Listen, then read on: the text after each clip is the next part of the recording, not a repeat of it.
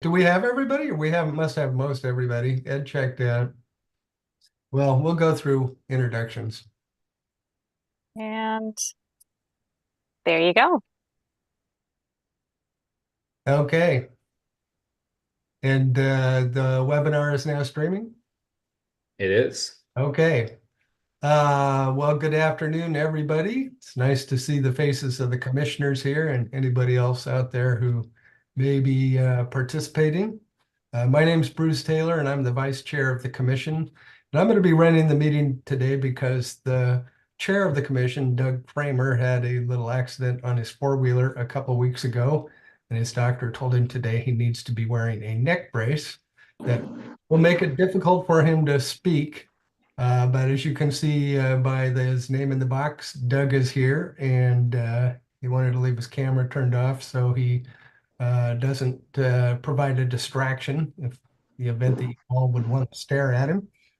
But he's there, and we will adapt to the circumstances and move forward with the agenda here. So I think the first thing up here is probably a few announcements I need to give you. First is that reminder, this is a virtual meeting. It's being streamed live on OWEB's YouTube channel, and it's being recorded. Anybody watching on YouTube, the meeting materials are available on the Oregon Agricultural Heritage Program page of the OWEB website. And the meeting materials are towards the bottom of the page there. You can click on the relevant meeting date today, being April 30th, and find those meeting materials there. The same things that we have. And with that, we will get started with commission members introducing themselves. And rather than going randomly here, I'm just going to try and go alphabetically, which I may have a little trouble with there. But Barbara, you want to start us off? Good afternoon, everybody. Barbara Boyer. I'm a non-voting member and I'm the liaison to the OWEB board. Glad to see you all today. And Mr. Collins, is Jim Bob on here? No, that's the one commissioner we're missing. Okay. Yeah. Jim Bob Collins from Central Oregon. Which county, I forget, but next up, I'm sorry, next one up is Ed Contreras, who also just had to step away from the meeting due to a family issue he needed to address. So Nancy, I think you're up next. Hi, I'm Nancy Duncrack, and apologies for missing the last meeting.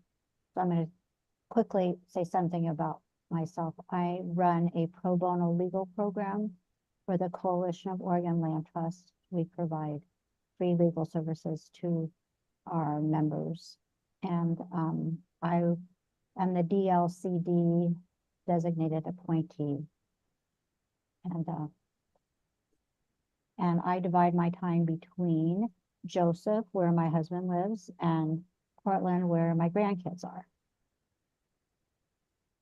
Thank you, Nancy. Russ. Okay, Russ Hoflick, retired executive director for Thousand Friends of Oregon. Previous to that, state director and national vice president for the Nature Conservancy. And I'm serving the Oregon Agricultural Heritage Commission as the OWEB designee. Thank you, Russ. Next up would be Doug Kramer, who most of you probably already know, and you've already heard a little bit about. Doug is a blueberry farmer by trade who's maybe a little bit retired, not quite retired enough to stay out of trouble, but still very much in the mix here. Lois. Good afternoon. I'm Lois Loop. I'm serving my second term on the commission. I'm a retired government program person who worked for 30 years to take care of conservation under the Farm Service Agency name. We have a farm outside of Salem.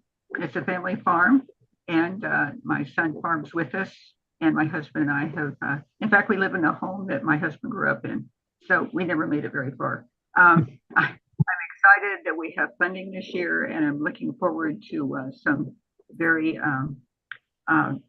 good discussion on where that would serve the best purpose, and delighted that we're taking into account the climate change that all of us need to be very, very aware of. So I'm glad to be here today and looking forward to the discussion. Thanks. Amanda? Good afternoon. I'm Amanda Lowe. I'm an employee of the Confederated Tribes of the Umatilla Indian Reservation out of Pendleton, Oregon, in the Department of Natural Resources, Range Agriculture and Forestry Working Lands Program. And I am the OWEB appointed tribal representative on this commission. Laura? Hi, everyone. Laura Masterson, I'm an organic vegetable farmer, past member of the ODA board and the OWEB board, was also a current member of East Multnomah SWCD, and was appointed to the commission by ODA, and happy to be here. So excited we have some funding. Thank you, Laura. Jeff? Yeah, I'm Jeff Reimer. I'm a professor at Oregon State University. I was appointed through the Extension Service at OSU, and I'm an agricultural economist and administrator at the Department of Applied Economics in the College of Agricultural Sciences in Corvallis. And coming to us from Wallowa County, Woody? My name is Woody Wolf. I'm in my second term on the Ag Heritage Program, and I represent agricultural interests, and it's nice to finally have some money to do something with. A lot of years of no meetings. And no fun, yeah. Thank you, Woody. And let's introduce the staff here, starting with you, Taylor. Sure. Taylor Larson. I'm the coordinator for the Oregon Agricultural Heritage Program. And Robin. Hey everyone, Robin Meacher. I'm the Conservation Easement Specialist for the Ag Heritage Program. Renee. Good afternoon, everyone. Renee Davis, Acquisitions and Special Programs Manager at OWEB. Nicole. Hello, everyone. Nicole Betnardi. I am the executive assistant here at OWEB. And Stephanie. Good afternoon, everybody. Stephanie Page, Acting Executive Director at OWEB. Did I get everybody? Looks like it. Okay. Well, that's the first item of business. I can check off one of those. I think I probably need to look at my instructions here, but I think we can probably move on to public comment. And we had no written public comments submitted in advance here. And I believe we have one person signed up to provide verbal comments. And if anybody else wishes to, there will be some way for you to signal Nicole or somebody. You'll raise your hand. Yeah. Okay. First, we have up Matt Pemberthy. You can unmute yourself. Yes, can you hear me? Yes. Okay. I don't think you can see me, but that's okay. I don't think I have that option, but thank you very much. And good afternoon to all the members of the commission. My name is Matt Pemberthy, and I'm the Agricultural Land Easement Program Coordinator with the Coalition of Oregon Land Trusts, or COLT. And as you're aware, COLT is a membership organization that represents 31 land trusts, soil and water conservation districts, and conservation orgs working across Oregon to protect habitat, natural spaces, and working lands. So my role is new for the state of Oregon. It serves as a partnership between COLT and the Natural Resources Conservation Service, or NRCS. And my goal is to enhance the program delivery of federal funding from NRCS for agricultural land easements. OAHP serves as the vital state funding match for this federal source. And with that, COLT supports the adoption of this spending plan Looking forward, our coalition will continue to support the appropriation of additional OAHP easement funds because there are unfunded priority projects across the state currently, and because Oregon continues to leave potential federal NRCS funds on the table due to a lack of state match funds. So just thank you again for your time and commitment to this program, and that's all I have. Thank you, Matt, and welcome to our world. It's good to have you working on this. Nicole, anything else? Yeah, I'd like to just invite anybody else if they want to provide public comment, if you can raise your hand in Zoom right now.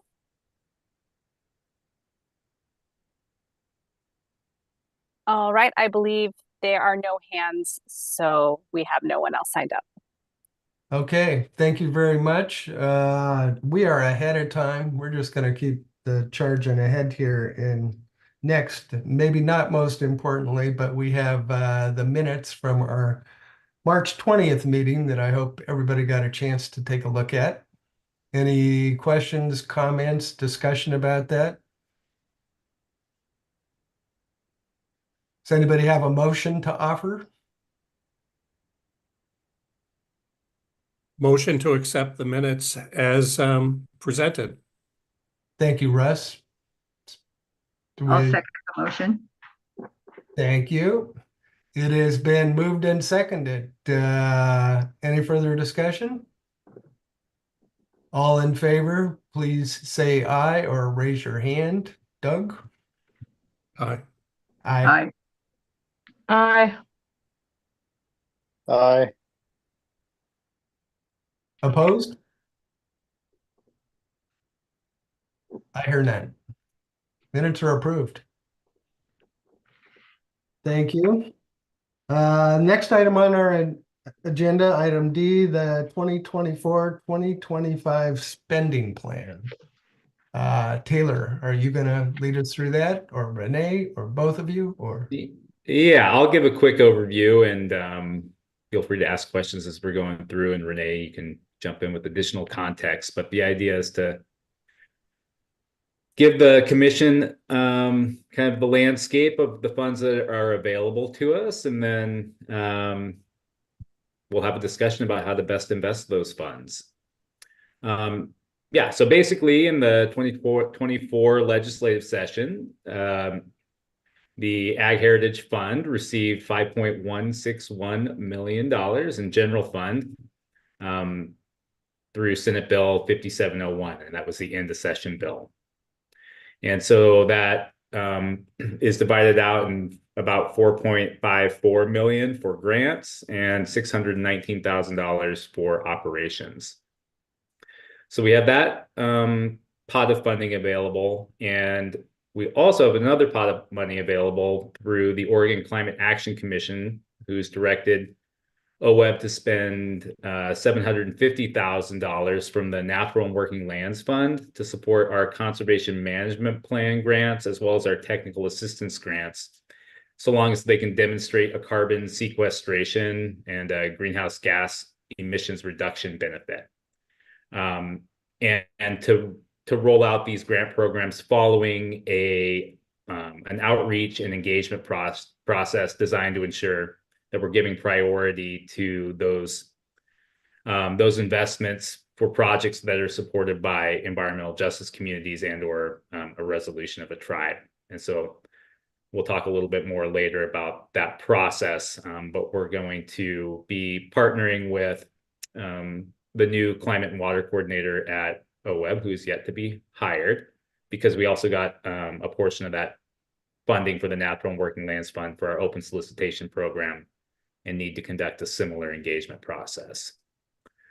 So then, yeah, following receiving those two sets of funds, the OWEB board in April chose to, or voted to, incorporate those funds into their spending plan for OAHP. And so now it's in the commission's hand to decide into which grant programs we think those funds would go to their highest and best use. So a couple of things to note. It's likely that in the future, possibly in July, we'll have a little bit of recapture and some remaining funds from the previous cycle to add back into our spending plan. But at this point in time, as we're building our spending plan, we want to just kind of focus on these two pots, and we can amend it in the future as those details emerge. And similarly, as we're kind of having the discussion as a commission as to where to invest our funds, I think it's going to be really important that we give a signal to potential applicants as to if the commission in their funding recommendations to the board is going to is going to have any kind of geographic preference, or wants to pass on any sort of guidance to potential applicants as to where the commission is looking to solicit projects from throughout the state. And similarly, if there's any kind of funding cap we want to put on any of our grant programs, or just guidance in general as to sort of a range of project budgets we're looking for. Again, I think it's really important that applicants have that before they submit their applications, so they can understand how to put together a compelling project. And so we've been working with Colt and NRCS to try and understand the demand specifically for our Working Lands Conservation Easement grant program, and have a sense that there is a demonstrated demand out there. There could be as many as 10 ASAP-ALE projects currently seeking state match, and there could potentially be projects with other match funders. So given that, and the fact that we also have that $750,000 earmarked for the Conservation Management Plan and the Technical Assistance Grant Program, combined with the uncertainty around future funding for the program, we've recommended a spending plan that's detailed on page 10 of your ebook that invests the money that came to us through Senate Bill 5701 into the Conservation Covenant and Easement Program, and then the Natural and Working Lands funds split between our Conservation Management Plan grant program and our Technical Assistance Grant Program. So with that context, I'd like to kind of turn it over to the commission for questions and discussion, and eventually we'll hopefully get to a motion to adopt the spending plan, and we can think about opening up cycles following that. So Bruce, I'll turn it back to you for now, unless Renee, you have something to add as far as context. Nothing to add. Thanks, Taylor. Yeah. Why don't we start, if people have general, more overarching questions or comments, but I thought in terms of the discussion, maybe we'd separate it into two pieces, one about the allocation among the grant types, and second being about any guidance we want to provide, either geographic priorities or limits on amounts of grant awards that we would consider. So let's start if there are any questions or discussion, bigger picture things up front here. Russ. Taylor, thank you. That was a very helpful introduction. Could you provide a little bit of clarity of the distinction now between the technical assistance money and the restrictions that the Oregon Agricultural Heritage Program would have on its own money versus the money that has been the $750,000 that's been allocated through climate action? Yeah, well, let's see if hopefully I'm answering your question. So you're asking specifically for the Technical Assistance Grant Program, if the commission basically right now has two pots of money they could invest in the Technical Assistance Grant Program. They could invest this Natural and Working Lands funding, the $750,000, that does have some additional parameters on it, and or you could invest your general fund money that came through Senate Bill 5701 into the Technical Assistance Grant Program, and that would not have those additional parameters on it. However, I would encourage the commission to consider whether or not we want to run two separate cycles for the same grant program with two separate criteria and yeah, it would just potentially muddy the water, especially for a grant program we haven't run yet, which is why staff suggested running one solicitation using that dedicated funding. But you do have the latitude to invest those general funds into any of the 4 grant programs that would not come with additional criteria outside of what's in administrative rule. Does that answer your question? Yes. Okay. Other questions, comments?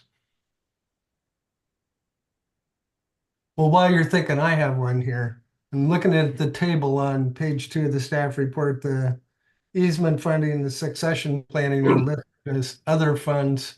Are they're not considered general fund? Are they considered other funds? Because, well, yeah, Renee, maybe you have a better understanding. This is kind of internal agency, the way we classify funding, but Renee, you could speak to that better. Yeah, thanks for the question, Bruce. So those funds in end of session bill essentially started out as general fund. As soon as they're deposited into the Oregon Agricultural Heritage Fund, they become other funds for the purpose of agency budgeting and fund type classification within the state system. So those are now other funds. Okay, so it's important to you and we don't care. It is important to us because general funds have a 2-year lifespan.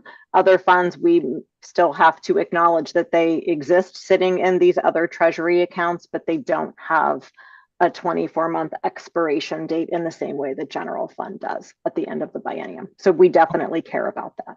Well, I think we care about that too. Yeah. So just to be clear, then there is no automatic expiration date on the dollars that came from the general fund. Correct. Now that they've been deposited into the treasury account. Yes. Okay, that is helpful and important. Other questions? This is Laura. Thanks everybody for the explanation. I just wanted to weigh in and say, I support the staff recommendation.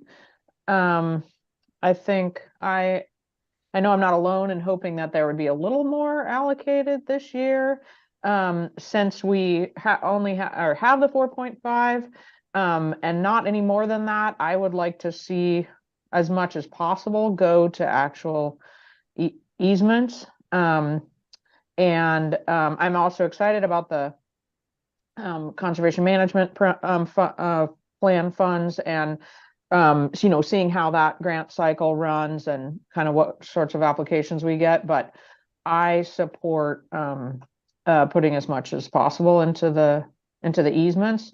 I just also wanted to say, from my limited experience on the East Milton SWCD, I know that there are other funds out there outside of OWEB for succession planning. So I think that is a great piece to support when we can, but just given the limited number of funds we're dealing with this year, I feel like this, I support the staff recommendation. Thank you. Thank you, Laura. Do other people want to weigh in on the allocation as proposed by staff?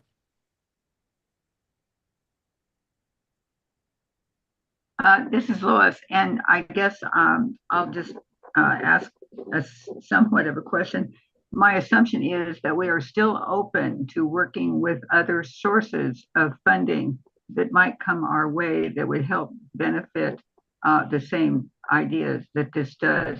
For instance, the conservation management planning that's handled much of the time with conservation districts, etc., so that we could even spread ours further.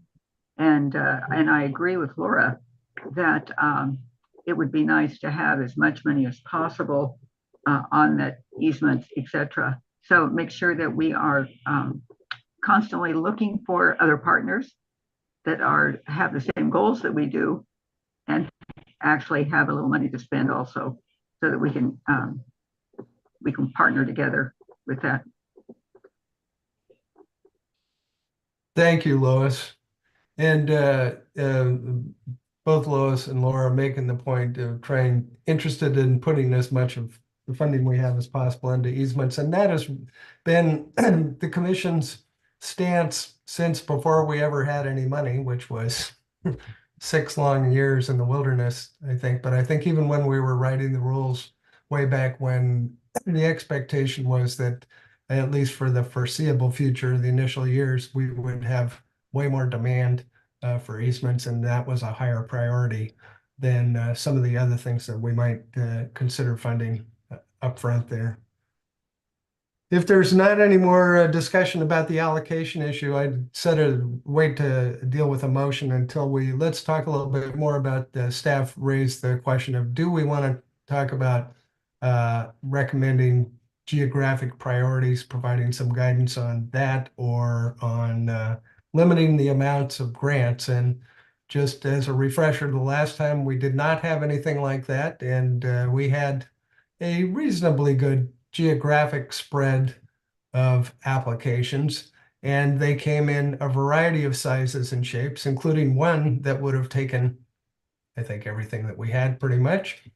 And we struggled with that in our initial allocation. So if people have thoughts on any of that, I certainly be interested in hearing, and I think now's the time to put those out there.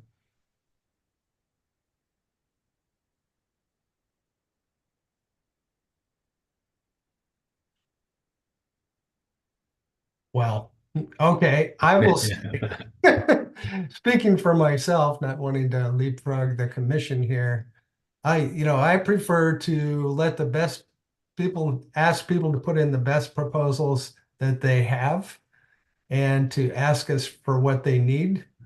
I would hope that staff would point potential applicants to our recent history and say, you can ask for the moon, but that doesn't mean, even if you have a great project, that you're going to get all the money.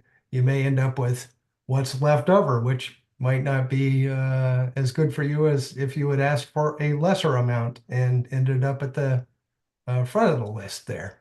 But I think when we were writing the rules, we really wrestled with these issues and ended up, I think, with the concept that we really were looking to applicants to make the best case possible for their projects, and that we would consider them all on their merits and not try to prejudge which part of the state in which cycle might have a pressing need or might come up with the best, where the best proposals might emerge, and that we would want to fund projects with whatever it takes to complete the project, but that we didn't necessarily want to be limiting grant awards to spread the money further and dilute our impact.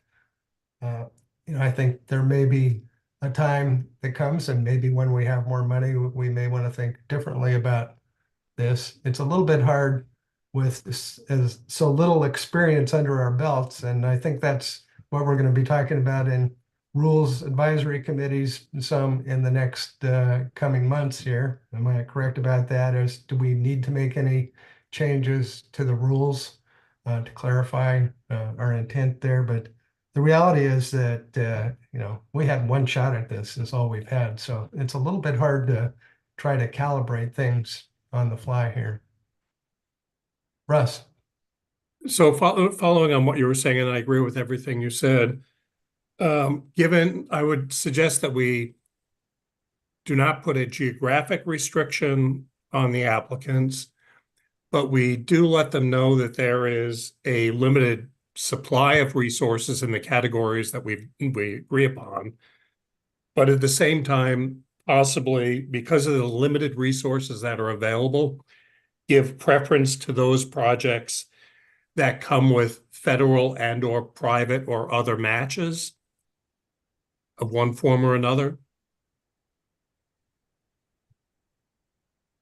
Just so we can leverage the funds as far as we possibly can. Thanks, Russ. And Taylor, maybe you can refresh us on the rules. Do our rules talk about preference for match gives you greater weight, or yeah, I mean, we require a 25% match for the easement program. And then there is an evaluation criteria that asks about match. It doesn't say this amount is good and this amount is great. It's a bit up to the review team and the commission to weigh in on whether that match is compelling. But we do have the 25% requirement, and then they need to demonstrate that they have the funds available to make the deal happen. So that could be a factor. We could give greater or lesser weight to that, in our ultimate ranking of projects for recommendations to the OWIB board. Sounds like to me. As in more matches better. Oh, that we think one project is a better project than another one, in part because it's got, so much more stronger partnerships or, stronger financial foundation.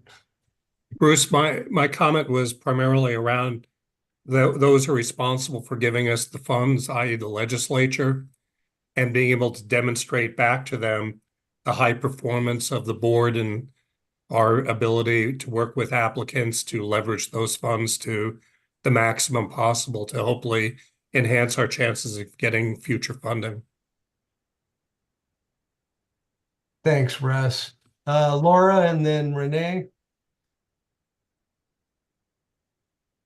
Thanks, I agree, both with you, Bruce, and with Russ. I just wanted to add that there does, given the funding situation this year, there does seem to be maybe some potential to prove the need. So I guess I would lean towards applicants really asking for the money that they need. Everyone knows how much is in the budget, folks understand that, but let's see what need is out there. I guess I wouldn't necessarily want folks to self-censor or come, make a smaller ask just because there isn't as much money in the budget. I think that makes it look like the need isn't as great, and at least I feel really clear that it's significant. So I guess that's kind of my thinking on not having a cap for anybody and having folks come to us with just what the real need is. Thank you, Laura and Renee. Yeah, thanks, Bruce. Just for the commission to contemplate, given that Taylor mentioned that the match and leverage criterion is one of multiple. And I think based on OWEB experience, sometimes more match does not equate to better project. It might equate to a budget that has been padded a bit, if you will. And so I think just knowing that that can be a very helpful point for discussion among the commission. I would say all other things being equal, certainly it sounds like you would probably want to look for more match and leverage, but I would want to be a bit cautious in leverage or in messaging. More match would equate to a better ranking. I think the message still probably from the commission is bring your best game, addressing all of the evaluation criteria. And the commission then has the discretion when things are quite close to really take a close look at that match and leverage. I think that's a good way of putting it. And I think that's what in the rules, we resisted the, real rigid scoring weighting approach just because we wanted to have the latitude to try to identify the best projects and, make those recommendations accordingly. Laura, your hand was up and now down. Does that mean you're done for now?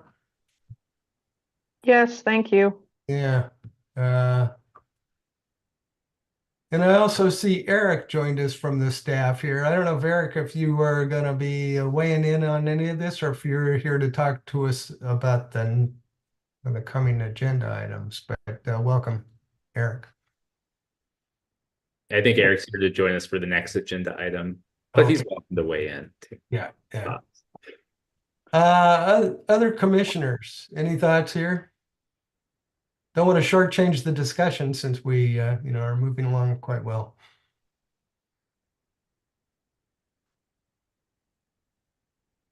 Okay, well, if there is no further discussion, I would welcome a motion. There may even be one in your packet somewhere that suggests language.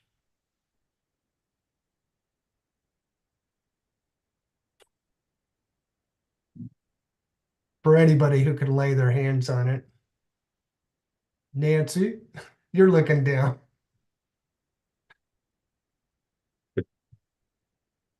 I can't find it, so help me. Someone, if they find it. I move that the commission adopt the recommendation of the staff for the spending proposal as outlined in our workbook. And if someone wants to fill in the specific numbers, that'd be great. I don't have them in front of me. I think that is just fine. Okay. Is there a second? I can second that. Thank you, Jeff. Any further discussion? So, Bruce, I have one question. Yeah. We keep talking about uncertainty around future funding as the dominant concern that people have about the program. And given the future of the limitations that are being proposed for the coming session, I'm wondering if we could have some clarity through the, I'd like to see in the technical support grants under the Oregon Agricultural Heritage Programs side of the technical assistance grants, funding that is made available to have a exploratory assessment of alternate funding sources, a technical assistance distribution grant to explore all possibilities of all funds out into the future for the program. And I don't believe that that could be funded under the climate action side of the technical assistance.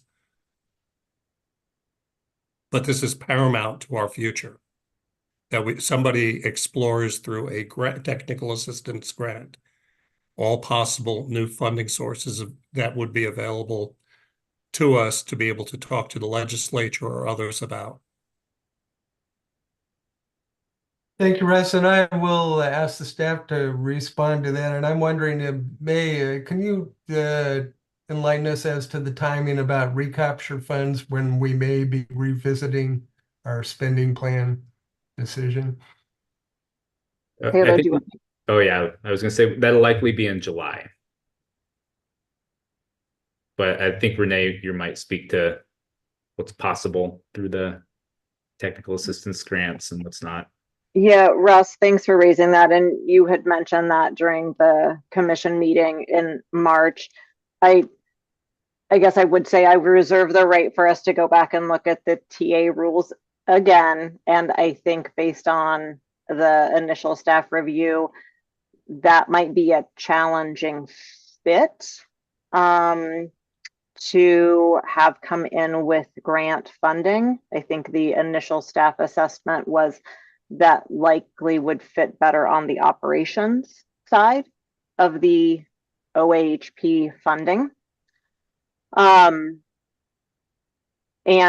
Taylor and Robin will go back and take another look at that. So just being mindful of what the expectations are in that TA grant space, and the potential challenge of a targeted solicitation to get at that particular need too.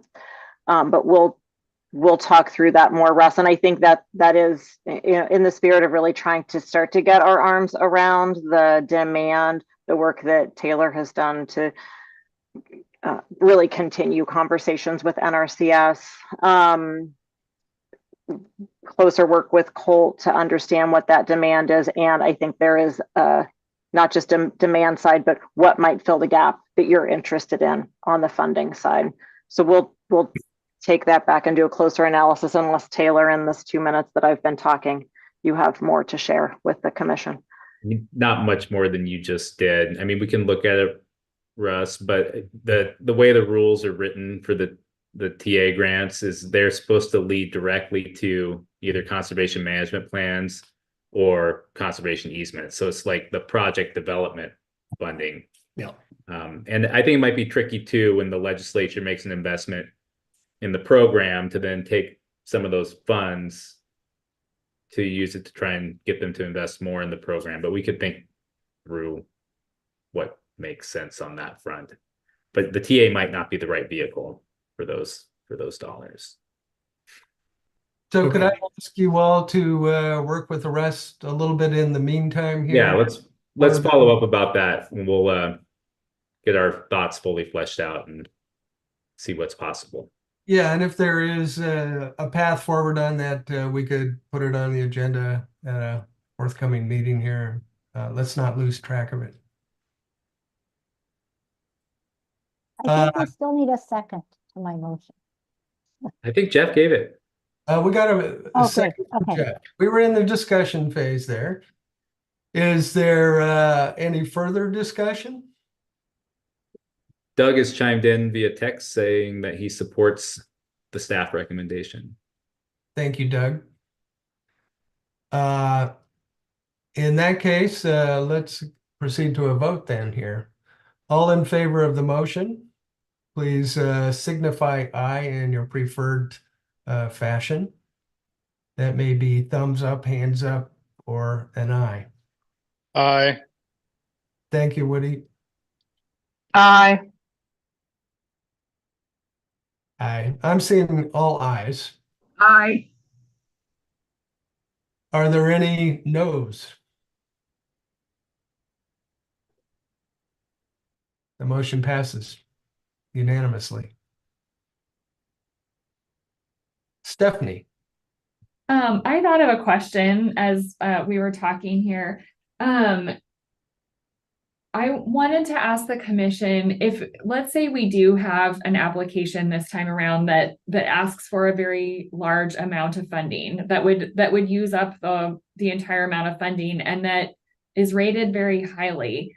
Does the commission want us to recommend prorating rather than ranking something like that first? Because I do remember some conversation about this the last time around. So any thoughts on how we navigate that if that situation comes up again? Commissioners.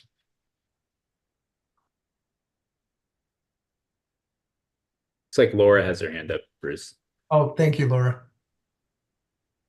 Please proceed, Laura. Thanks, Stephanie. I think that is a good question. And I do remember personally being confused when that happened previously. Obviously, the staff recommendations, I think, have to fit the budget.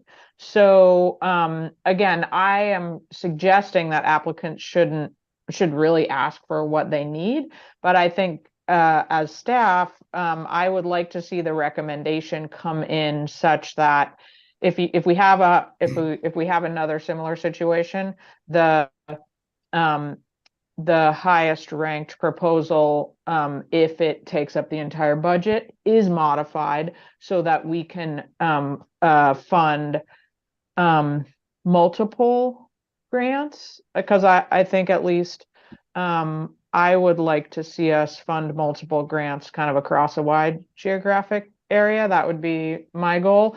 I guess the other option is that I don't know how you're constrained in terms of how you're supposed to make your grant recommendation, but there could be a ranking possibly without reference to budget. And then, I mean, obviously the commission's job is to weigh in on that. And so then maybe you pass that on to us. But if that's the case, I think it just needs to be done with more clarity than it was last time. Because I think last time it appeared that only one grant was kind of above the quote line.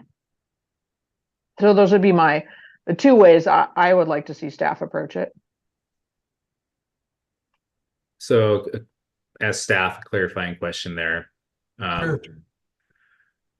So when we're working through our staff evaluations for the commission, we're operating under the evaluation criteria that many of you helped craft and get into administrative rule. And so we're evaluating the projects criteria by criteria and then presenting that to the commission in sort of an overall fashion. And there's not a criteria that speaks to the size of the project. And so that's the challenge we run into as staff it's our job to follow the rules. And by doing so, it seems like we're leaving out an important consideration that the commission wants to have weigh in on their decisions. And so I guess what we're hoping to get out of this discussion here is to bring our worlds together somewhat so that staff aren't bringing recommendations to the commission that don't include all the parameters that the commission wish were considered when evaluating projects. And so that's something, we can, again, address in future rulemaking. But for this cycle, we're operating under the current rule set that doesn't have a evaluation criteria around the percent of the spending plan that the project is asking for. So how would you like Taylor, to deal with that?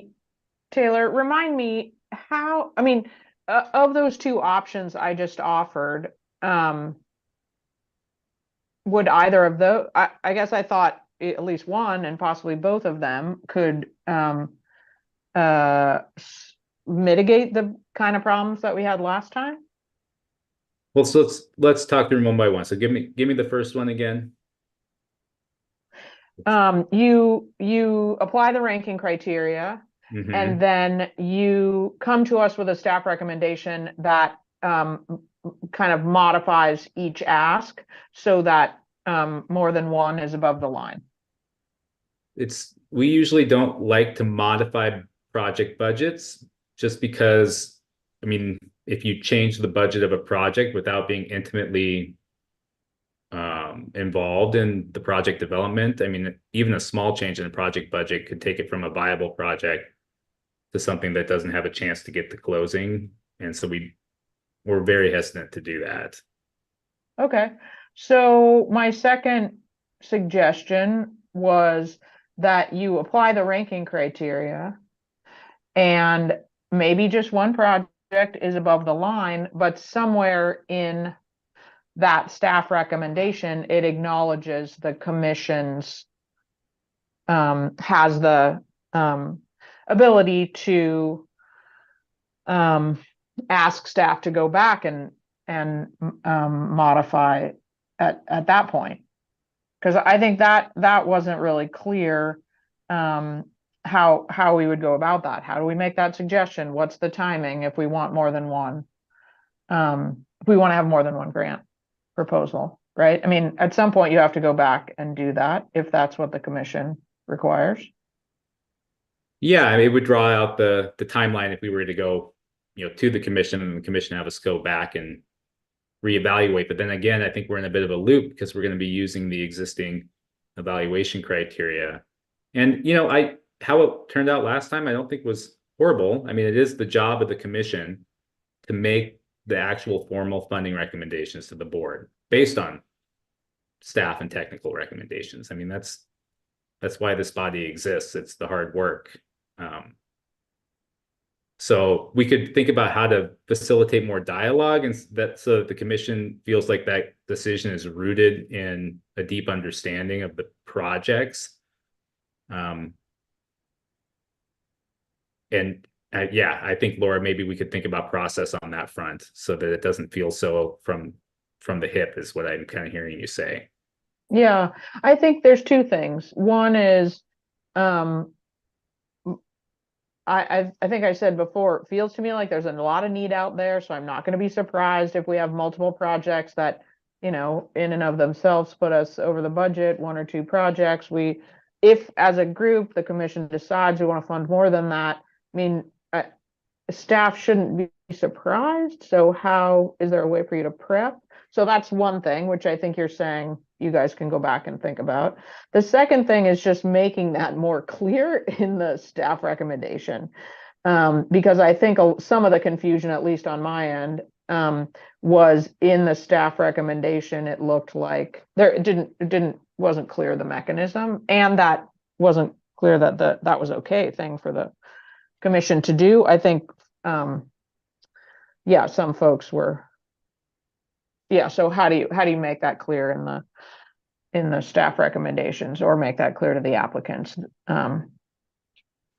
Yeah, I hear that. And I think we can definitely do a better job this time around. making sure that everybody knows what's within their power and what are all the possibilities and decision-making points. And this discussion is part of that. Renee. Bruce, I'm going to ask Nancy, were you trying to raise your hand and jump in? No, Because it's if so, okay. I'll pause. I'll pause until you go. First, I wanted to say that the first time around, I really appreciated the level of detail that the staff put into the information that they provided to the commission. I mean, it was incredibly useful for our decision-making process. And to me, the only like hiccup was that the top ranked project was going to use up all the money. And I felt like the commission came together with a priority that we fund a diversity of projects with a variety of agricultural producers across the state. And we made our decision accordingly. And I don't, and I feel like a diversity of projects across the state is going to be at least my priority this time around again. But I don't think it's necessary that the staff adjust its ranking ahead of time in order for us to kind of make that decision. Renee. Thank you, Bruce. So the the example rather that we posed in the staff report was around, signaling. Are you interested in geographic diversity? Are you interested in a suggested max? I mean, I don't want to say a firm cap, but just a suggested range. I absolutely hear, especially what Laura has said about we need to understand what folks need to do projects. I guess from a staff perspective, and Nancy, thank you for saying what you just did, because we work hard to not monkey with project budgets, because as Taylor said, that can take the legs out from under a project unexpectedly if you start to change things. But I do wonder if maybe what we should contemplate signaling as we're getting ready to open a solicitation is potentially applicants be prepared for a dialogue with the commission and with OWEB staff about the need to adjust your projects. Because I do hear this kind of competing interest of we don't want to tell folks no out of the gates, set a $2.5 million max. And given what Nancy described about still having some interest in getting at that diversity of geographies and types of projects, we may be in that same place again. I absolutely agree we can have procedurally better guidance than what we did 2 years ago. Or well, it will be 2 years ago by the time you're doing this again. But I do wonder if we should signal to folks just to put them on notice that could be what you're facing, just for transparency for applicants and in the spirit of no surprises later. I would endorse that approach. And I think, some applicants for some projects have chosen to address it through phased projects, which I would say the staff should certainly encourage people who are looking to fund large projects that their likelihood of getting funded may be higher by breaking it down into phases that are more manageable. The all or nothing. And you may recall the problem the last time around, it was a top ranked project that could have taken all the money, but it also had some of the highest risks of any of the proposals that we were considering. It was not a clear-cut decision there. And both for applicants and for landowners, the process of proceeding through phases allows them to adapt and learn as they go through, just as it allows funders to get comfortable with projects and people's ability to complete projects inspires more confidence. That's part of what we're dealing with, an untested set of projects and applicants and untested program and untested criteria. So the more that we can, work through that in with greater flexibility for the commission in its decision making, I think the better. So part of that is I would hope, and I know we're going to have a compressed time frame for the request for proposals there, but I would certainly encourage people to talk to the staff before they actually submit, or actually before they fully formulate what their ask is, to get some sense from at least what the staff thinks is a realistic way for them to approach. And I know those are things staff can't tell people, oh, you're a slam dunk, or that's not going to work. But you can certainly provide some guidance to people as to, what may be a more productive path. Other thoughts? Lois? I think one of the most important things that we can rely upon,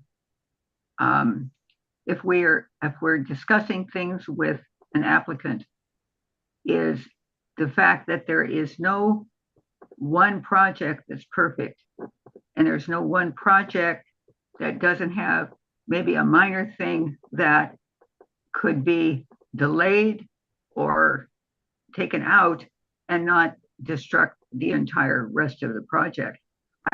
So I think that, again, communication with the applicant up front, talking about, what we're looking for. And actually, we have more now that we're looking for than we did in our first try at this.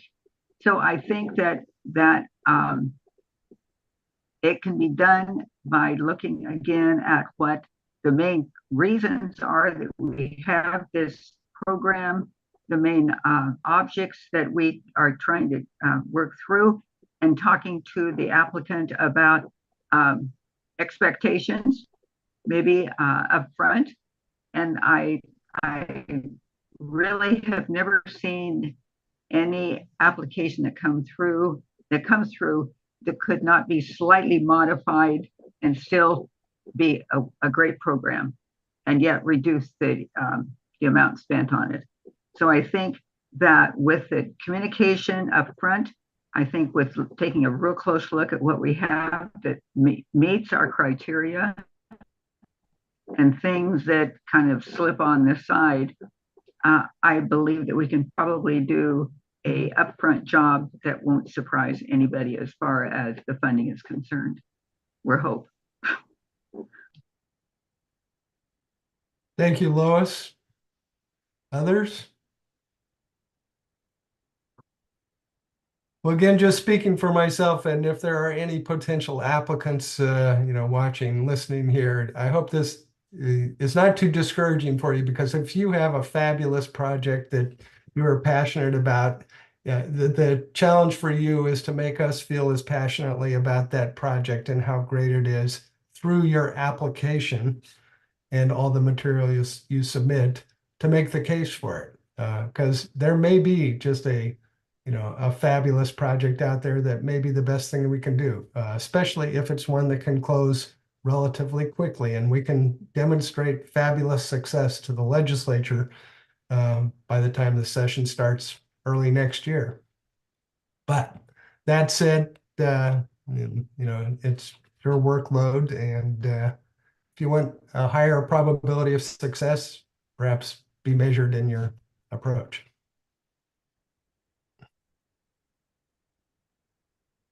Anything else on this topic? Okay. Am I safe to move on to rulemaking updates? Thank you. So, yeah. All right. Does that mean that we look to Eric, or are you going to introduce it, Taylor? I can introduce it real quick. Yes, rulemaking. So a very important role that the commission plays is advising the OWEB board on rules for the program. And like I mentioned last commission meeting, we haven't done that since January of 2019, when the commission made their first, or I guess the board adopted the first rule set that the commission did a lot of legwork on developing. And so now that we've run a cycle, we have there identified some areas in rule, specifically in Division 5, which are our administrative rules, 10 and 15, which are the rule sets for the Conservation Covenant and Easement Program, as well as the Conservation Management Plan Program. So we're hoping to kind of walk through that with the commission and make some tweaks to those rules to help the program run more smoothly and more clearly articulate to applicants what the commission is looking for as far as compelling projects. Similarly, we need to incorporate the climate evaluation criteria adopted by the OWEB board into our rule set. And so we'll need to do that at the same time that we're making the tweaks to our Division 5 rules, because we're going to hopefully incorporate the climate criteria in there. So we've invited Eric Hartstein here today to kind of help ground the commission in the importance of the RAC process and the importance of administrative rules generally, and how they kind of form the backbone of a program and what we're able to do. So he's going to kind of help walk us through the typical OWEB process for RACs, and then answer any questions. And then we're going to kind of invite the commission to think, as we're going through this and asking questions at the end, is, do we have the expertise on this commission to make the rules and have those speak to the highest and best use of the funds that we're spending through this program? Or are there potentially gaps in our experience, and would we want to bring in any outside expertise, either to sit on the rulemaking body, or probably more likely and easier to facilitate, to bring those folks in for a particular meeting to provide guidance to the commission as we work through our rule set. But with that, I'll turn it over to Eric to kind of just ground us, and then we'll have a discussion about how this is all going to work. Great. Well, thank you, Taylor. For the record, Eric Hartstein, I'm OWEB's Senior Policy Coordinator, and it's good to see some familiar faces and names here. When I hopped on, there did seem to be some discussion about rules, so might be some retreading of familiar ground. But just in case, I will provide a little bit of an overview of the importance of administrative rules and outline the upcoming OAHP rulemaking process. So really, I think combined with statutes, administrative rules are really at the heart of what we do as an agency, and really kind of drives agency policy. Specifically, OWEB uses administrative rules to interpret statutes to describe our grant solicitations, how grants are reviewed or applications are reviewed, how funding decisions are made, and then how grants are administered by the agency. So we develop our administrative rules through the assistance of a rulemaking advisory committee, or a RAC, who, with their or your, in this case, experience in the subject matter at hand, are really able to provide input in the development or revision of administrative rules. So as you know, rulemaking for OAHP is a little bit different than rulemaking for other OWEB grant programs, as the commission itself acts as the rulemaking advisory committee. Other than that, I think the process should be pretty similar to other OWEB rulemaking efforts.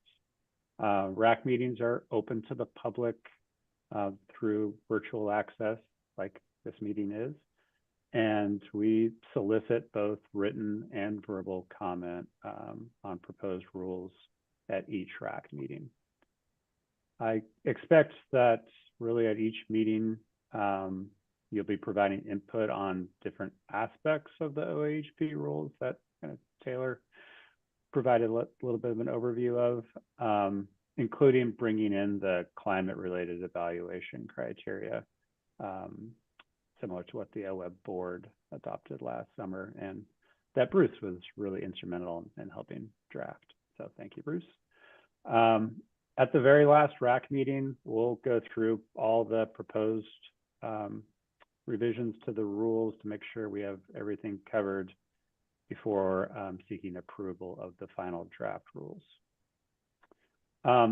Statute also requires us to seek the RAC's recommendation on whether rule changes will have a fiscal impact, and what that impact might be, and whether the rules will have a significant adverse impact on small businesses.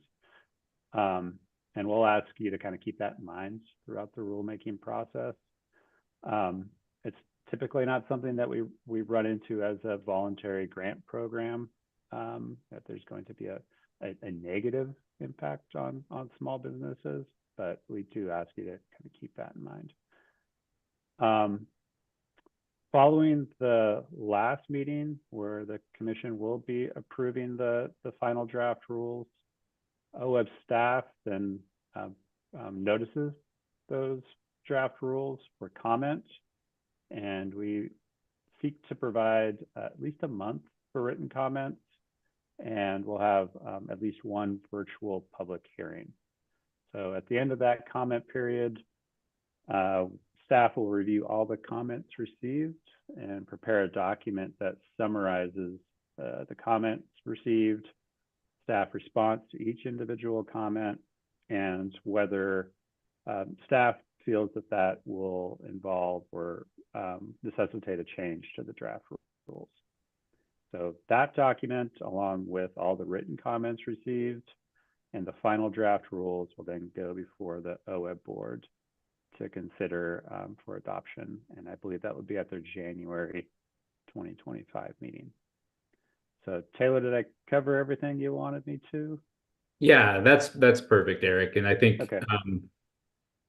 In the staff report, we've kind of laid back out the proposed timeline for this rulemaking. So I did want to touch on that before we left real quick. But before we do, any questions about the process or what's expected of the commission, any missing expertise we think we want to bring in at any point or time, or does it all seem pretty clear and we're excited to do some rule modifications?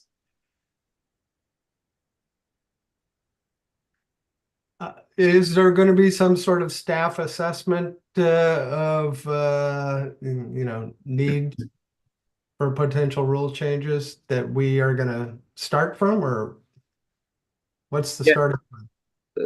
So Robin and I have some notes. This is the commission's job, not necessarily the staff's job, but I think at the first commission meeting and ahead of that, so ahead of the commission meeting, we'll send out the rule set, ahead of the RAC meeting, which is the commission meeting, we'll send out the rule set. And at that first RAC meeting in June, we'll walk through areas of the rules where we think the commission ought to give additional thought and consider making tweaks.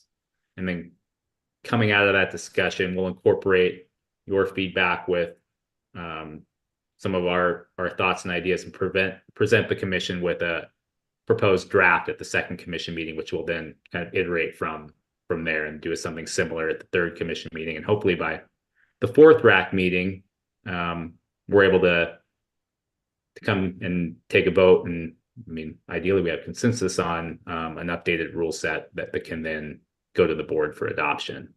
So it'll be kind of a back and forth between the commission and staff that hopefully gets us to a pretty workable rule set. So is there some input or anything commissioners can do to help you think about this leading up to it? I would recommend reading our rule set. It's not long, and with a particular focus on division 5, 10, and 15. It's on our webpage. First thing you see when you land on the OAHP webpage is our rule set. And make some notes. And if you want to send initial thoughts or ideas, we can capture those before the commission meeting, or the RAC meeting. But I recommend just coming to that first RAC meeting in June on the 5th at 2 o'clock, unless we decide otherwise right now. with some notes and just being really grounded in the rule set, because I think it'll make for a much richer discussion. We can hit the ground running. But for those that aren't able to do that, Rob, like I said, Robin and I will give a quick overview and highlight some areas for discussion. I don't want to facilitate, Bruce. There's some hands up. I see Lois and I see Renee. I didn't know the order, but the commissioners come first. Lois. Thank you, Bruce. I only have one question, and probably a silly question, but there are no silly questions. So one of the things that I see us concentrating on is making sure that we have done a good job of pulling in the additional climate change data and outcomes that we're hoping that this will do. So is that true, that this is one of the major things that we also need to be thinking about with our rule change? Yeah, and Bruce could probably speak to that more directly, as he helped serve on the OWEB side of the rulemaking that established the climate criteria for our open solicitation grants, which I think will likely mirror or closely mirror on the OAHP side. So we can have a discussion as to whether or not that fully gets at what the commission considers important and meets the intent of statute. But Bruce, I don't know if you have anything else to add on that front, given your experience. Oh, it was a long experience, as Eric remembers, and it was quite a while ago. You know, the rule itself is not very complicated. It was just making it clear to applicants for OWEB grants in general. They really need to, again, as part of the making the case for your project, address, you know, why might it be significant from a climate change standpoint, and with particular reference to some of the socioeconomic elements of that equation, people who don't normally get addressed as well, or who suffer disproportionate impacts. But as with some of the things, the way our rules are structured, it really puts the burden on the applicant. It's not just boxes to check. You have to make the case. You actually have to write something in your application that's going to persuade us, oh, they did think about it, and gee, this is significant. That's what I took. Okay. Renee? Yeah, thanks, Bruce. I think just to the question of homework, knowing that we have many RACs that convene for the first time with folks not having reviewed anything, and Eric Hartstein is a master at helping get everyone grounded in rules, especially those that are being revised as opposed to development of new rules. But I do think one thing for you all to keep in mind if you choose to do homework is, what are some of those learnings? What did you learn from the cycle in 2023?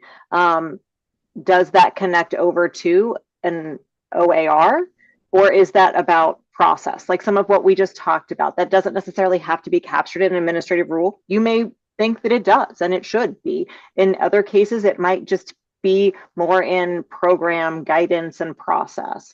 So I think just having that lens on things, you know, another piece, I'll just use an example that came to mind for me when I read the OHP rule set for the first time. There are many, many evaluation criteria for this program, more than I've seen for other OWEB programs. That makes for a very robust review. I think one question to the group is, could those be bucketed together, some of them, or streamlined in some way? You may all decide, no, we need 14 evaluation criteria. I don't know what the number is. But I think that's an area where, with some learning, we might want to take a peek at that. So just flagging that. Another piece, which it prompted me to think this when Lois asked her question, you will be in a bit of a challenging spot as a commission and a RAC, because you will be asked to be revising rules, and you're then going to be applying a current rule set to a set of applications that have come in the door before the rule revisions are adopted. So we will be working hard to help you know, for review of applications, the 2024 applications, you'll be focused on this rule set, and that may get a little bit funky because of the overlapping nature. So just wanted to flag that. And then in the staff report, we do note that we likely will need to adjourn RAC meetings and open business meetings for the commission, because you will have some business to do this summer too, with things like recapture and revisiting the Highland methodology. So just to flag that there will be potentially, an hour of OHC business after some of these RAC meetings. So just wanted to be transparent on that and the time we might ask of you. Thanks.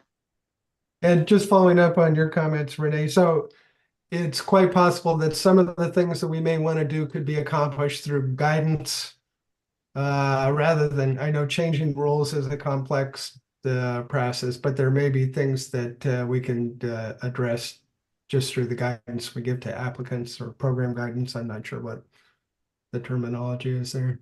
Yeah, absolutely. And there are pieces that if there are key things that are immovable and we need to make sure every applicant, every reviewer, every OWEB staff person engaging with the program is crystal clear on it, it probably should be in rule. I think that we can maybe even, Robin, potentially, I'm saying this on the fly, but pull up the easement guidance document as an example to give folks a sense of the kind of information that lives in guidance versus that really is supportive of the rule. That might be helpful as we're embarking on the RAC process potentially. Yeah. Well, I think this will be good because it will allow us to refine our thinking about it, maybe, and how that affects the next round of grant applications under the old rules. Maybe remains to be seen, but it's been a long time since we wrote the rules, and we didn't have as much time at our meeting a year ago to talk about, how we thought the rules worked for our purposes. So I think this is going to be very helpful. Russ. So in addition to the good discussion on the climate elements, so much of what we are going to be dealing with, hopefully with future funding, has to do with the interpretation and the crafting, the art of climate-focused easements. And I'm wondering if it will be helpful to have external easement counsel in addition to the commission, as well as the presence of Department of Justice expertise, the representatives who live and breathe the easement language. So we make sure that we have clarity of expectation clearly written in rules, so we do not run into hitches out into the future. Thanks, Russ.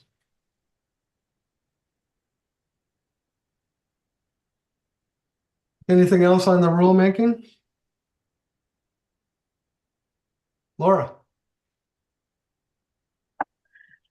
I just wanted to make sure that we're going to spend a little bit of time in the rulemaking about management plans. So I think there might be some opportunities to clarify that in the rules. I would agree, because I'm not even sure, are you talking about management plans for easements, or are you talking about conservation management plans, the grant program, or both? Well, I was talking about management plans for easements, but maybe we need to talk about both. We will, but that's helpful. Great. Little thank you. MPs versus capital CMPs. Yes. Good distinction. Okay, unless there's anything else, let's move on to other business. And Taylor, you can tell us what other business might be. Okay, well, before we leave the RAC stuff, I guess, or it is sort of other business, at the June 5th meeting, 2 p.m., does anybody have a problem with that? Oh, I'm sorry. Yes. And the rest of the meetings, we're going to have Ivy is going to be scheduling those with you. So keep an eye out for an email from Ivy at OWEB. So June 5th at 2 p.m. is your suggestion? Yes. Given our discussion last time, I think that's where we landed. I just wanted to confirm that's going to work for most folks. not the best use of a public meeting, but figure I have you all here, so get a verbal commitment. And at that June 5th meeting, while we're looking, we are gonna get an update on a final draft from Highland on the CMP methodology. So we'll stay on after that RAC meeting to get that update and have a discussion as to what that means for the conservation management program going forward. FYI. So Taylor, are you saying this is a June 5th meeting that will run from 2 to 4 and an additional hour after that? Yeah, I think that's the idea. Yeah. Okay. Anybody have problems with that? Conflicts? I'm fine. Thank you, Lois. Okay. Well, before people find them, Robin also is going to give us a quick little update on sort of where we're at in the slate of easement projects from last cycle. And then we'll just kind of have a little bit of discussion as to the life cycle of getting to closing and what we can look at as far as timelines going forward. So before I say too much, Robin, take it away and let us know what's going on. Thanks, Taylor. So yeah, we're going to take a little bit of time to give some updates on project progress from our 2023 awarded projects. But before we go into that, we thought it might be a good opportunity for us, or for me, to walk everyone through kind of the due diligence process of an easement transaction. And this is going to be high level on that. So just recognizing that an easement transaction is, while it can seem linear, it's usually not. There's a lot of things that are happening in parallel with each other. So we thought we'd walk through what those steps are. And I apologize, a PowerPoint probably would have been helpful with this, but instead you're just going to have to try and follow me as I speak to it. And then we'll get into kind of where folks are from our last, from our awards are in this process. So to start, our typical due diligence steps are, and I'm not going to say just because I say them in a kind of a linear fashion, again, doesn't mean that this is the way that they always happen in practice. But there is a transaction agreement that can either be the start of a project or it can happen much further down.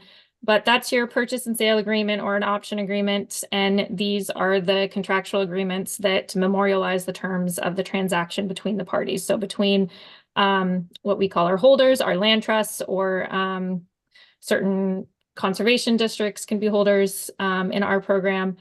And these are really putting together kind of the purchase price, whether that is defined as a numerical value. Some entities choose to have a range developed for their purchase price or have it hinged squarely on an appraised value later on. It usually lays out the timelines and then the roles and responsibilities of each party.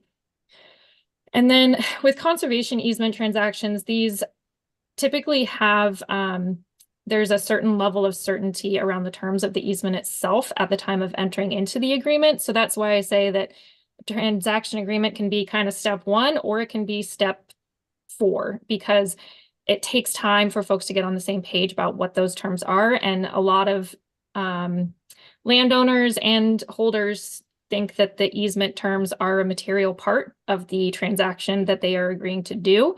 And so some choose to append an easement draft to their transaction agreement.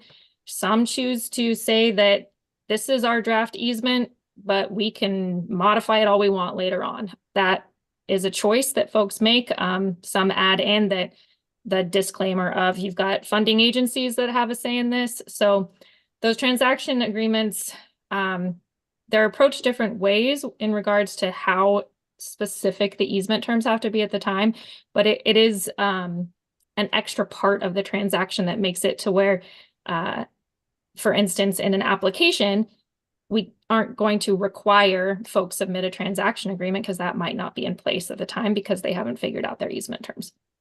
And then we have title work. So this is the work that our grantees and their landowners work through when they have their title documents, so their preliminary title reports or status of record title, which lays out any problematic or really just any exceptions to title, any easements, any ownership discrepancies, and rights of way. Minerals reservations are something we see often on title reports, and those can either be soil and gravel or sand and gravel. It can be oil and gas reservations. And so we do, I think at one point, mineral reservations were something that folks looked at as uncommon, but they often come up on a title.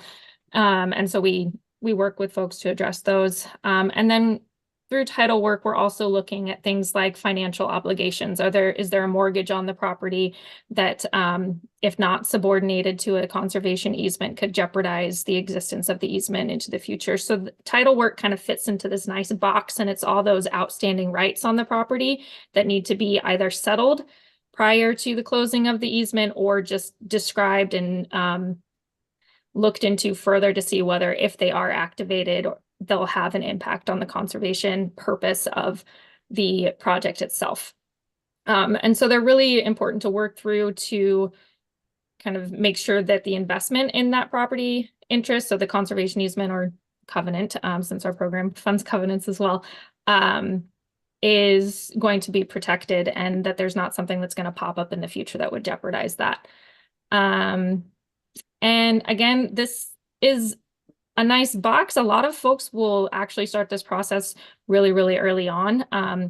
But most of the time it's not finalized, and you don't kind of check off your final title issue until way later on in the process, particularly if there's financial liens or subordination agreements that need to happen because of mortgages.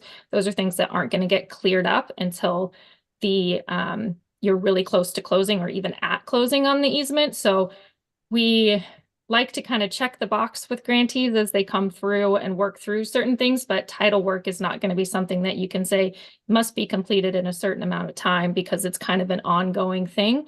We always have the opportunity to, at the time of working through a grant agreement, for instance, we can work with grantees to identify certain title matters that might be more problematic than others and elevate those so that we know that those are going to be resolved before significant funds and time are spent on other parts of the transaction that might be kind of catapulted if this one title matter is not remedied. And then we work with folks through their survey work. So this is their property boundaries, memorializing those either through a new legal description. So conservation easements, again, are different than your fee title acquisition, where you, with a fee title, where you're buying the entire property outright, you might already have a description on hand that just nicely describes your property. With an easement, we often see folks are applying an easement to a portion of the property. So they have to go and come up with an entirely new legal description for that property interest itself. And so that can take a lot of time, a lot of money.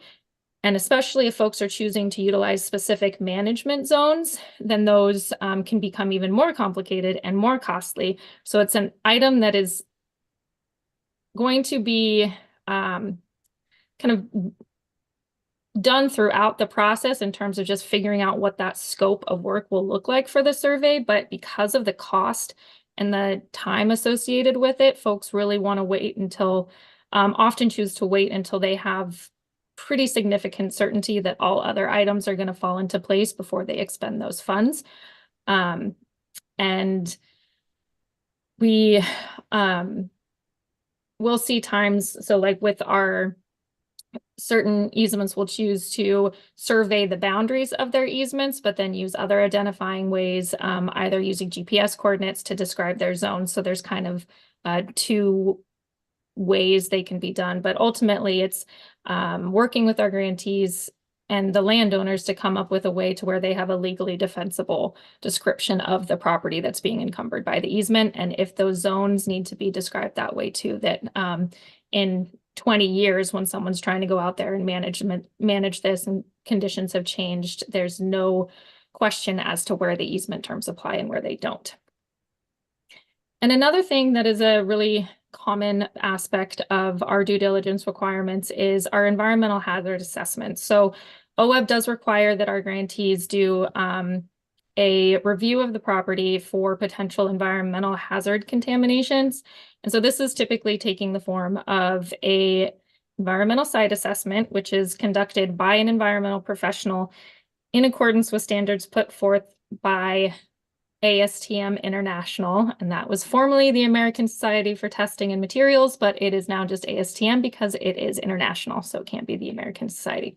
But those reports are basically an environmental professional going out onto the property and doing a kind of record search to see if there's any possibility of environmental contamination either in the past or is currently happening on the property at the time. And when we say environmental contamination, I know everyone thinks like barrels full of oil or like something like that, but it sometimes can be a little bit more subtle than that. So you can have anything from an old irrigation pipe on a property that might just look a little bit funky, and maybe it's using materials that are could be asbestos or something of that nature. And so those can be identified by the professional as, hey, you need to look into this a little bit more. And that usually triggers a phase 2 environmental assessment. So that is where they actually look at the specific concern that was raised in the first project or report and decide what's really going on the property. And then that is either identified as, yes, this is problematic, we need to do remediation, or the environmental professional says, we did the testing, everything meets certain levels that are okay, and you can sign off on it. So environmental hazard review could be really simple, could be just a nice phase 1 report that says everything's nice and clean, no issues here, and you move on. Or it could lead to a phase 2, and that phase 2 could lead to testing, and then that testing could lead to actual remediation issues. So for that step 2, phase 1s are relatively simple, easy to do. They don't cost a whole lot of money, so it's nice to get those done early in the process. But the environmental review itself or the hazard review can take a whole lot of time, and it can always end up being a pause on all other due diligence items, because if you do have that phase 2 leading to some more investigation that needs to happen, some folks will choose not to kind of proceed down that path until they know things can be fixed or addressed in a way that will make everybody happy, both financially and just whether it will continue to meet the purpose of the funding that we're bringing forward. And then the other item that is kind of the big question, we've talked a little bit about this, is your appraisals. So OWEB does require an appraisal of the conservation easement to be conducted by a qualified appraiser to the uniform standards of professional appraisal practice.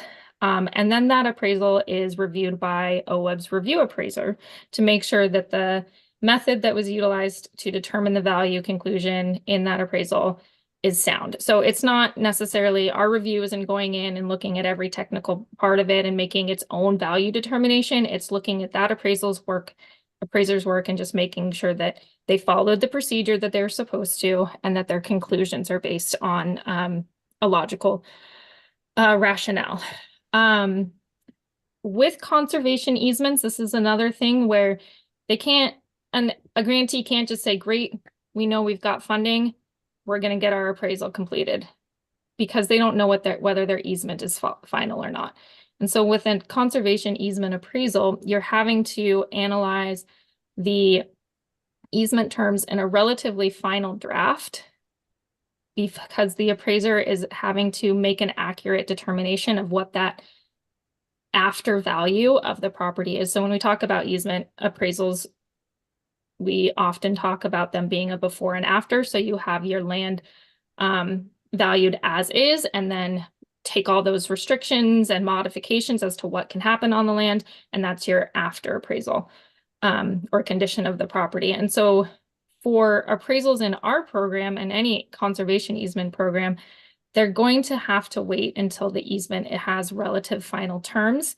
And unfortunately, or fortunately, relative final terms don't just mean what the landowner is willing to agree to, what the land trust is willing to agree to, but also what OWEB in its review and DOJ's review in some level determines meets the purposes of the program. And then for most of our projects, we also have a match funder, and their review has to also say that these terms are good enough. Some of our match funders have standard deed requirements, so those can be easy. Others don't. They just need to look at it. So unfortunately, appraisals are one of the, I think, most challenging from a timing perspective, and for our grantees to know where to fit them in their process, because it all does hinge so much on those final terms of the easements being somewhat solid enough. They could always choose to go forward and have their appraisal conducted and finished with a draft, but there is a level of risk with that there may be a adjustment that has to be made that would the appraiser would consider would require them to do an entirely amended, and that is an additional cost and time. That is a risk, but it's something that some folks chose to do. And we did see that in our last cycle, where we had some applicants that provided appraisals with their applications, and those applicants are having to redo appraisals, one from a timing perspective, but also just because there's certain elements that OWEB requires and other funders require that need to be addressed in those. And even at the best of times, conservation easement appraisals are a 6 to 9 month process. They are incredibly complex. The landscape of having an appraiser that's available and that is qualified is challenging in Oregon, and honestly around the West. It's a hard space to be in.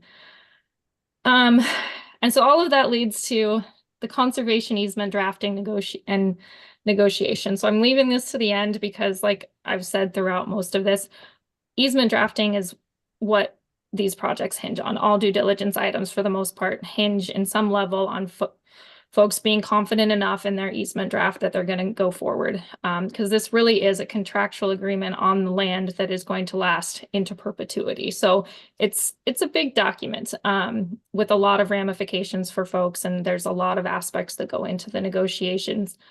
And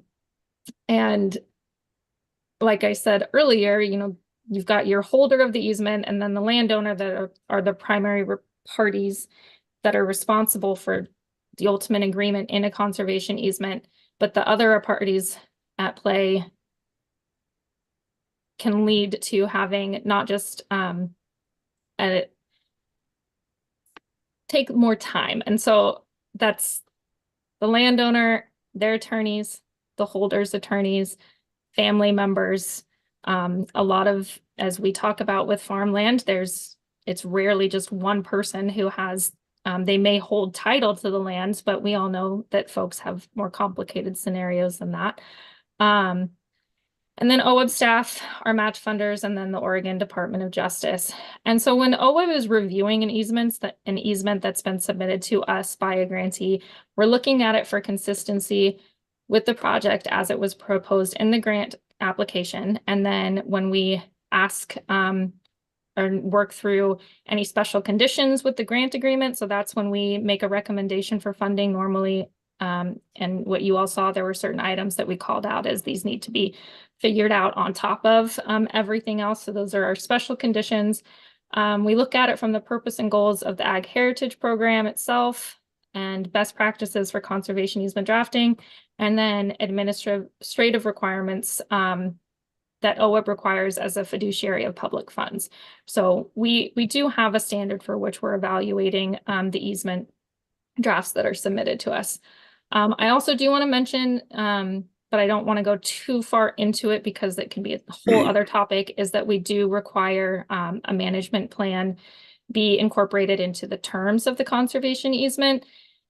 And so those can be another kind of additional timeline, because the management plan can be, depending on how it's referenced in the easement, can also be another document that a landowner doesn't want to move forward on the full easement on until they know what their management plan is going to require of them. And that can vary. Some applicants, some landowners, and some holders choose to refer to management plans differently in their easement terms than others. OWEB does ask that our management plans be done prior to closing, and that we have certain approval and update timelines are integrated into the easement language itself.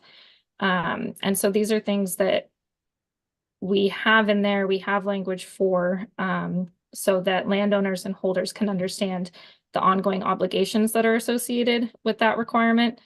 But that is just it's another item that's not a due diligence item necessarily, but it factors so significantly into the conservation easement drafting that it's important to call out. Okay, now on to what you guys probably really care about the most. But so where are our current applicants and grantees in this process? So just as a reminder, we had 7 working lands easement projects awarded for funding in our 2022 application cycle, 2023 awards. And I'm not going to go too far into project specific details just because these transactions are sensitive. Until all of the details are ironed out, there's always the opportunity for certain things to come up that really need to be worked out in more of a confidential space. And so we do think it's really important that we give our grantees and their landowners confidence to work through those complexities with OWEB staff with a certain level of confidentiality. And it also gives them a more space to be candid with us as we're going through this process with them, so that if they are coming into areas where they're having challenges, we know that they're going to feel confident in having those conversations with us, and we can help work through those with them. So again, we had 7 applications were awarded funding in 2022.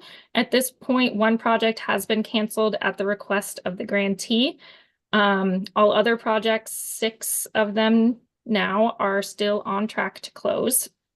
Our current grantees are all in different stages regarding the drafting of their conservation easements. OWEB has been provided with and reviewed drafts by the majority of our grantees. So we've been working through their easement drafts with them at this point. And then some are still working on those terms with their landowners and other advisors. And so they have not yet submitted a draft to OWEB for review.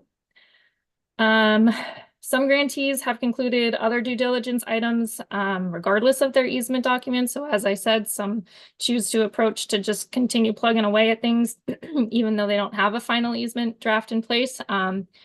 And that's worked out well to this point. We've reviewed, excuse me, completed title actions by some grantees. Surveys and legal descriptions have been submitted for certain conservation easements, and so those are great. Again, those can be pretty time consuming, so it's nice to have had some of those completed. And then we've looked at draft management plans and baseline documentation reports from some of our grantees. A note on baseline documentation reports, those are considered to be a report that captures the condition of the property at closing. So most of the time you get kind of a skeleton outline of that with your kind of detail that is going to, your historical detail, your land use detail, but the specific property specific stuff, photos, a lot of that work happens really close to closing because you do want to have that done as close as possible. So not surprising that we haven't gotten a bunch of drafts of those to review at this point. And then again, with appraisals, generally not completed until the easement draft is in a final stage. So we, at this point, have not received any appraisals for review for any of our projects. And let's see, I think that's kind of the updates on major due diligence items. We've received some management plans to take a look at. And those can vary depending on the resources that they're protecting. So our rangeland properties management plans are going to look different than our valley cropland that we're looking at as well. And then we do just want to note that even with the significant progress on a number of the projects that have been made to date, we do have a sense that it would benefit all of our grantees to extend the OWEB closing deadlines across all projects. And part of this is due just to kind of that nature of the just progress of a conservation easement transaction in general, and then also recognizing that our partners are navigating multiple funding sources. Sometimes more than one grant source is providing match, and so they have a number of funding sources that they're navigating different timelines with. And so we are recognizing that if we don't have to put in an unnecessary pressure on those processes with their match funders, then we can kind of look to extending those deadlines if needed. And then we do anticipate at the June meeting coming with more specifics regarding any extension requests for any projects. And that took longer than the 4 minutes that Microsoft Word told me it would take to present this, so I apologize. But if folks have questions, I'm happy to answer them if I can. Thank you very much, Robin. That was a good reminder to us all how complicated this process is and why it does take time. Russ. You're muted, unmute, Russ. Robin, thank you. That was really, really helpful. Now you could clearly feel the frustrations of the applicants as they go through the process, but there are certain steps we all have to go through if we want to have a successful project. So what I'm reading is that because of the delay in appraisals in the West, particularly in Oregon, we're probably still 6 to 9 months out at best from any closings actually occurring. Is that correct? I don't think so. So when I say that, most of our applicants, all of our applicants have already contracted their appraisals. So they may not be completed and finalized reports, but they all have contracted an appraisal at this point. And I think that so I wouldn't want to say that we're that far out okay, on the closing.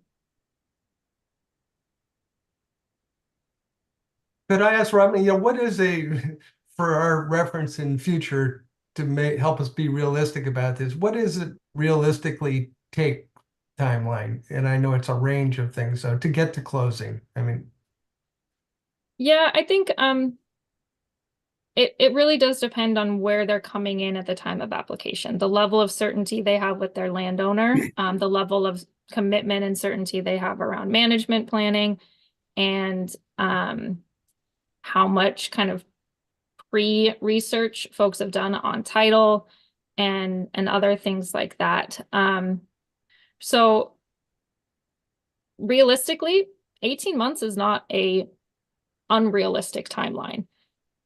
What happens is throughout the process, there's always things that can come up that can throw a wrench in it. And so I think those are the spaces where doing a certain amount of review and investigation on the part of an applicant prior to bringing in their applications can really help with understanding that timeline and whether an 18 months is going to be workable. And Renee, I saw you put your hand up, so if you have something to add on that. The piece I would just add, thanks, Robin, is Bruce, we also recognize, and I partly will take personal responsibility for this. We are learning this as we are going. This is the first time we have been administering the implementation of this process. And I think as we were doing that, we had some ahas and wanted to take a bit of time to rethink, are there certain pieces that we built in that theoretically made a lot of sense that maybe don't as much in practice? So we slowed things down a bit, and we hope that we will get better with each subsequent cycle. So I think we have to own a little bit of that, if not 18 months this time. Why? We are part of that as being a grant administrator, trying to adaptively manage while in progress. Thank you, Renee. Taylor. And I was just going to add for context, and correct me if I'm wrong, Robin, but a match funder that we often use in our CSS ASAP program has a 3-year timeline to close. And so, which is great because folks can kind of use OAHP either on the front end or the back end of an ASAP bale, and it fits nicely within there. But they've moved towards a longer and longer timeline, I think, for just because of all the wrenches that are out there. Mark, Laura, yes. This is so helpful. I really appreciate all this information and the conversation. In particular, I think, Renee, it would be helpful maybe to hear a little bit more about the specifics, because you know, we all touch, or most of us touch some kind of landowner, and I think we're all here because we want more people in the program. So if you all have lessons learned, I think that's helpful for us to hear, to then, you know, share as appropriate with our constituents to really say, here's how the program's improving. And we know that you've heard it's maybe a little frustrating or challenging, but it's really like we're making progress, we're making it better.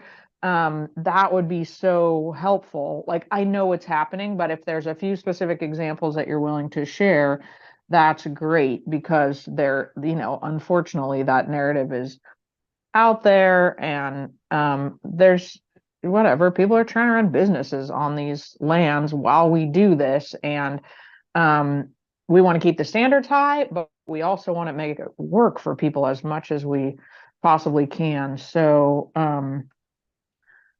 yeah, I think one thing that I've heard is, like, you know, OWEB's ability to reject those management plan amendments at any time is definitely a sticking point for folks. So anyway, you don't have to respond to that exactly, but I think where you can give us examples, so that we can share with people that it's improving, getting better, that would be super helpful. I would love to do that with the folks that I know to get the word out there.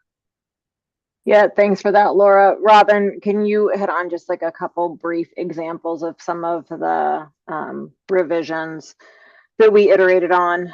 When was that? Probably around the first of the year. Yeah. So one of the things that I think it's the biggest adjustment that we made was in reworking our conservation easement example. And part of that was reworking language regarding how management plans function from an OWEB perspective in the conservation easement draft itself. And then working through some other administrative language regarding OWEB's requirements, but also rights that we will have within an easement as a third party right holder for a publicly funded easement. And so working through those, we did work based off of what we were hearing from grantees at the time and questions that they had about the functionality of some of that language. And then also worked through it as staff with both Taylor and I as program staff, but also working with our executive team to make sure that we were looking at the obligations of the agency as a whole in how we administer public funds. And then, of course, Department of Justice weighing in from their the state's requirements on that. So we did rework that document quite a bit, and that will be posted when we do our next solicitation. Whenever we post the application and the program guidance there, that easement example will be posted. And I'm calling it an example because we don't want to refer to this as a template. That was something we did hear pretty clearly from applicants and potential applicants in the future, is that easement forms can take many different ways, and we want to be flexible to that while also making it clear to our grantees and potential applicants what language OWEB will require and has to require as a public funder. So we've done what we think is a nice middle ground of providing an easement example that includes example terms on how to address certain items that come up in working lands easements, but that does lay out the areas where there's language that OWEB will require. And somewhat in tandem to that, Our program guidance goes into a little bit more detail as to why we require certain language and how that language will be administered by OWEB into the future. So we do have a pretty extensively reworked program administration manual, we're calling it, that goes into a lot more detail to help folks through the application, which was also substantially revamped. But then also expectations if they do receive a grant award, both in terms of due diligence items that we just talked through here and OWEB's involvement in that, but also some of these other things like management plans and how those are going to be brought forward by the program as we move into another solicitation. So that is stuff that we've been working on quite a bit, and unfortunately have not published yet because we don't have a solicitation out, but it will be there. Thank you, Robin. We just have a few minutes left if we're going to end on time here. I was just wondering if Woody, who actually has been through this process, or Amanda, you have anything you want to add, or Jeff?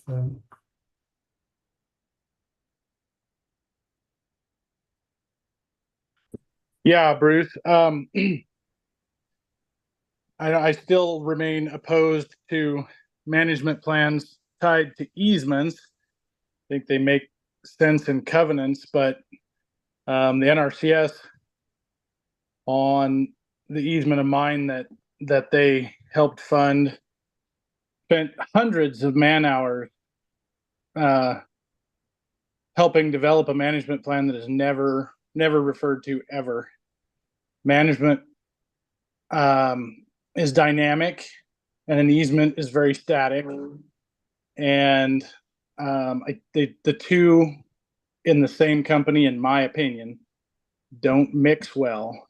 And to say that we have any idea the best management practices of the future, they're going to be different than they are today. And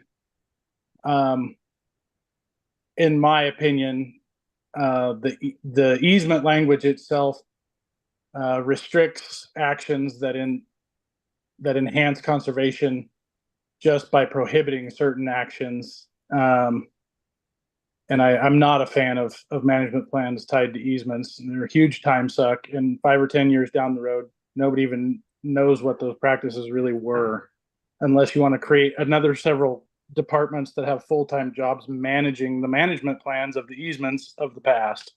So that's my 2 cents. I think we'll have plenty to discuss at the RAC meetings. Yes.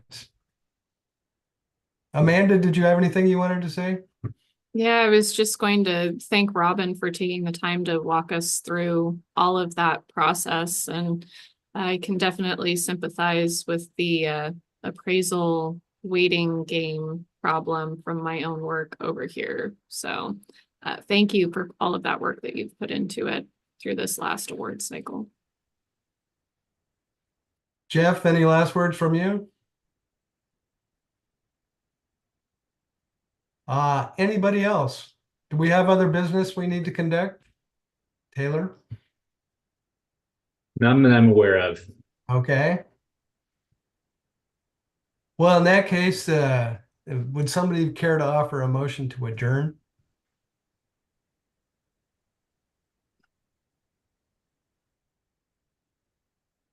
I would move that we adjourn the meeting. Thank you, Amanda. It's been moved. Second. Thank you, Russ. And second, that we adjourn this meeting. All in favor? Aye. Aye. Thank you, one and all. We'll see you again in June, I guess. And thanks to the staff. Much appreciated. Thanks, Bruce. Thanks, Thank you, everybody.